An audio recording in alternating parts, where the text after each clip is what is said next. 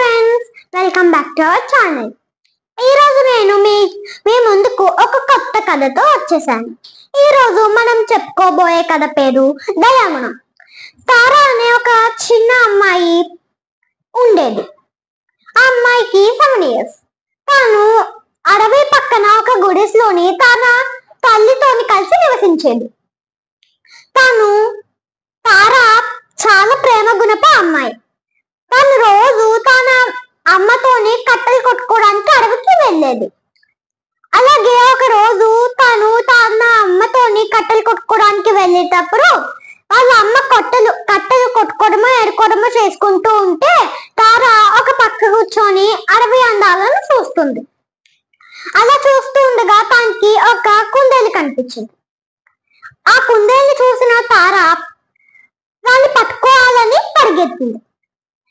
అప్పుడే పట్టుకోవాలని చూసింది కదా తారా. అప్పుడు ఆ కుందేలు అదంతా చూసి పరిగెత్తాలని చూసింది.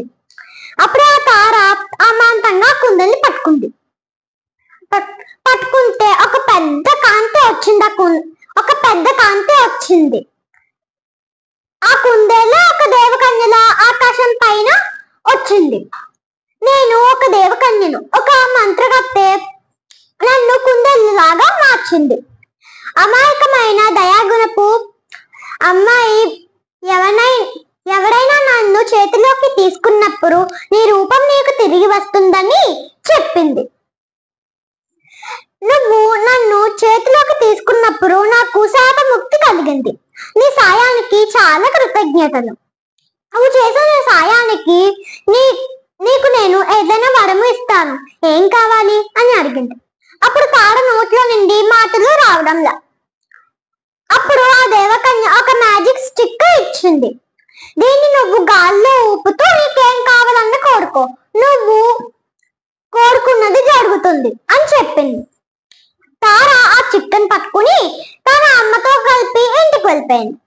అలా తార తన ఇంటికి వెళ్తున్నప్పుడు ఒక ఏనుగు గాయపడి ఉండడం గమనించింది. బాగా ఏనుగు పిల్లకి రక్తం కారుతోంది ఒళ్ళంతా. అప్పుడు తారాకి ఏం చెయ్యాలో అర్థం కాలేదు. అప్పుడే తారాకి ఆ దేవకన్య ఇచ్చిన మ్యాజిక్ స్టిక్ గుర్తుకొచ్చింది. వెంటనే ఆ మ్యాజిక్ స్టిక్ తీసి ఆ ఏనుగు పిల్లకి గాయాలన్నీ తగ్గిపోవాలని కోరుకుంది. వెంటనే ఆ ఏనుగు పిల్ల గాయాలన్నీ మాయమైపోయాయి. అప్పుడు ఆ ఏనుగు పిల్ల ఆనందంగా అడవిలోకి పరిగెత్తింది. అప్పుడే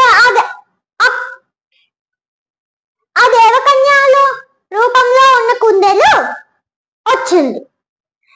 మరొకసారి నీ దయాగుణాన్ని నిరూపించుకున్నావు కాబట్టి నేను నీకు కొన్ని వస్తువులు ఇస్తాను అని చెప్పి తారా హ్యాపీగా నివసించాల్సిన వస్తువులు అన్ని ఇచ్చింది. ఈ కథలో మనము ఏం నేర్చుకున్నాం? ఎప్పుడైనా ఎవరైనా ఆపదలో ఉన్నప్పుడు మనము సాయం చేయాలి. మన దగ్గర ఉన్న వస్తువులను పక్క వాళ్ళతో పంచుకోవడం అలవాటు చేసుకోవాలి. బాయ్. లైక్ చేయండి, షేర్ చేయండి, కామెంట్ చేయండి, అలాగే మన ఛానల్ని సబ్స్క్రైబ్ చేసుకోండి. బాయ్ ఫ్రెండ్స్, నమస్తే.